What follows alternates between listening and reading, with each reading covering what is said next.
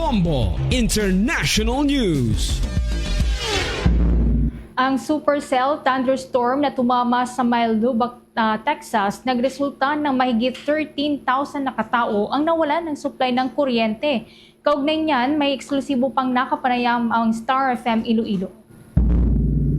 Nagresulta sa pagkasira ng mga bahay at hindi bababa sa 3 katao ang nasugatan dahil sa isang buhawi na tumama sa hilagang kanluran ng Texas. Sa panayam ng Star FM Iloilo kay Bradford Adkins, Star International Correspondent sa US, sinabi nito na ang nasabing buhawi ay nag-iwan ng pinsala sa mga residente kung saan mahigit 13,000 katao ang nawala ng supply ng kuryente. Aniya, ang malakas na supercell thunderstorm ay naglakbay sa silangang New Mexico at West Texas na nagdulot ng mga buhawi, pag-ulan at pagbaha. Ang masamang panahon ay inaasahang magpapatuloy mula sa katimugang plains hanggang timog silangan sa weekend at magdadala ng panganib na nakakapinsalang hangin at flash flood. Ay DJ Ronnie, ang malakas na supercell thunderstorm ay naglakbay sa silangang New Mexico at West Texas daw nagdulot ng mga buhawi at nakakapinsalang hangin at flash na pagbaha. Yes, that's true. Walang kuryenteng 13,000 katao.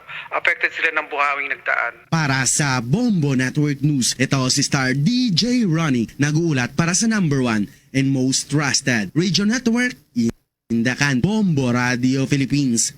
Basta Radio, Bombo